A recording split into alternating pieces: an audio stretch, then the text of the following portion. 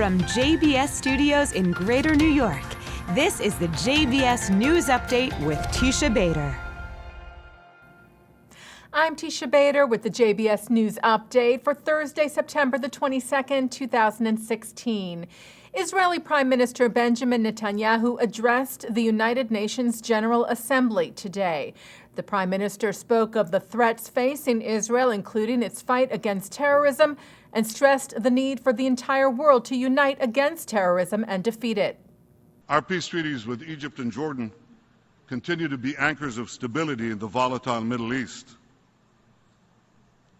But I have to tell you this. For the first time in my lifetime, many other states in the region recognize that Israel is not their enemy. They recognize that Israel is their ally.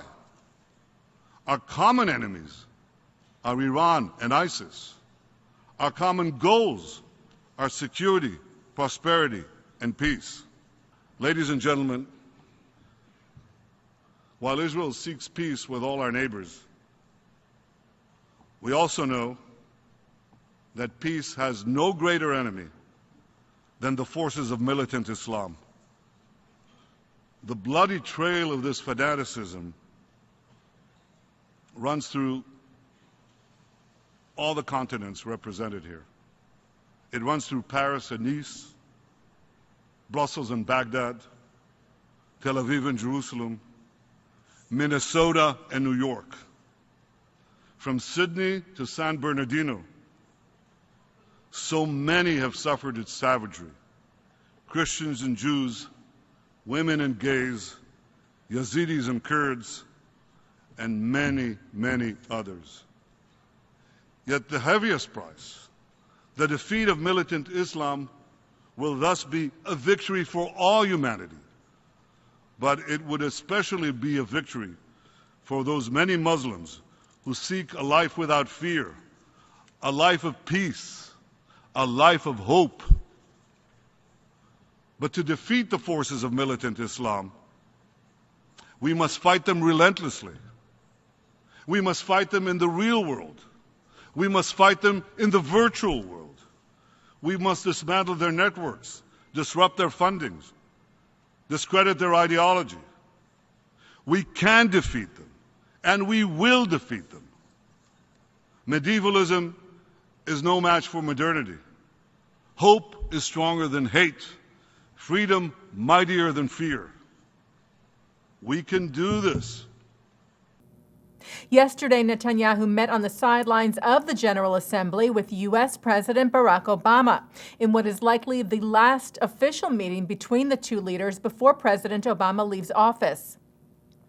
The two sat down and spoke to the press before the meeting at a hotel in Manhattan, where Netanyahu thanked the U.S. president for the recent aid package to Israel and reiterated Israel's commitment to peace and the unbreakable bond between Israel and the U.S. The greatest challenge is, of course, the unremitting fanaticism.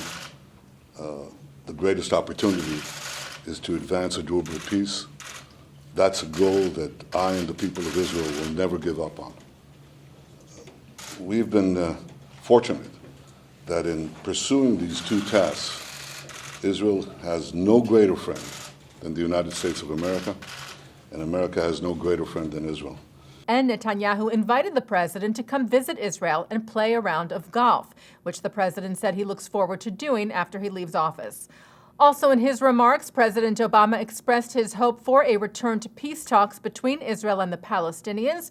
He also said there was concern about terrorism as well as about Jewish settlement building in the West Bank. The bond between the United States and Israel is unbreakable. It is based on common values, family ties, a recognition that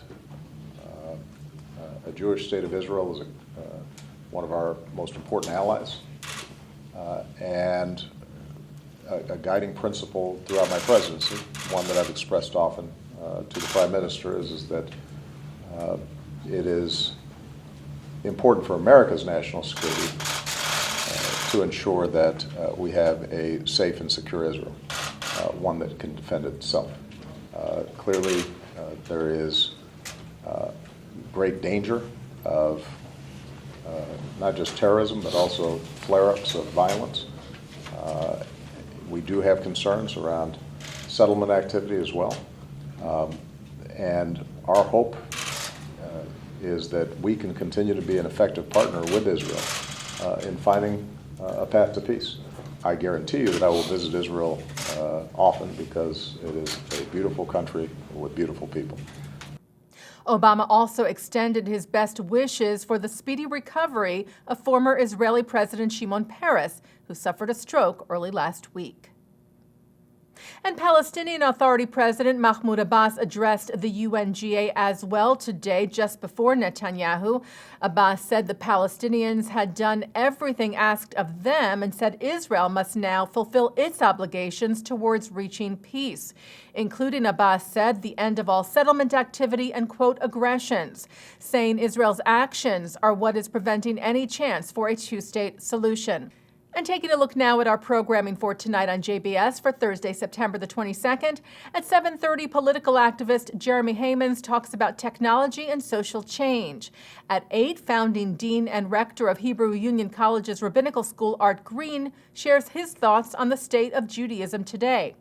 At 9, Dr. Carmit Levy of Tel Aviv University talks about her cutting-edge research in the war against cancer. And at 10, Carolyn Glick of the Jerusalem Post and Ari Shavit of Haaretz debate the viability of the two-state solution. And coming up right after this newscast tonight at 6:30, Mark Golub speaks with founding director of Palestinian Media Watch, Itamar Marcus, on In the News. And that's the JBS News Update for Thursday, September the 22nd, 2016. I'm Teisha Bader.